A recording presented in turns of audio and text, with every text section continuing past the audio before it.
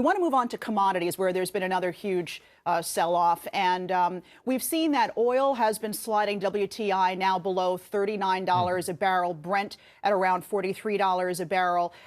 Where do you see oil going from here? We were talking the other day about capitulation. I mean, have we gotten to that point yet? I don't know if we've gotten to capitulation. I know that positioning of speculators has been very negative, meaning that usually you would take the other side of that and say that this move has become maybe too extreme on the downside. But I don't know. I mean, there's still plenty of it out there. Until we really know whether the demand is going to hold up, who knows where the price can go. I will say I don't think this decline has been really all that extraordinary if you look at it, back 6 months, right? When we first got into the 40s, let's say, you pretty much were in a new zone, a lower range, if nothing else. And so since then, it's just really been kind of a pile-on move. And the supply response has not really been that impressive. In other words, people have not cut back a lot yet on supply. Yeah.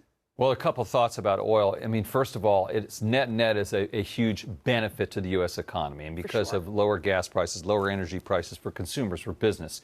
The oil-producing states such as Texas, Alaska, North Dakota, they'll get hurt. But there's not actually that many people working in the oil and gas business overall in the U.S. economy, so huge positive. It's a negative around the world, destabilizing force in places like the OPEC nations, in Russia, Iran, Iraq, Venezuela, Ecuador, Mexico, Africa, Angola. These are countries that produce oil, and they're going to get hurt. And the geopolitical risk there cannot be underestimated. That's a problem. The other thing is, I kind of think this is a very long-term trend, Mike. I don't know about you, but, there are all those people running around talking about peak oil production, that the oil was over going into 2000, 2005. And what that does is it brings all this technology into the business. We make new discoveries. We cut back. We start creating electric cars.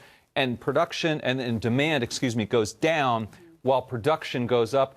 Resources go up, and so I don't think this is going to be over anytime soon at all. So how low do you think it's going to go then, if we're not over anytime soon? I have no idea. I just don't see it going back up to 140 anytime soon at all. Sure.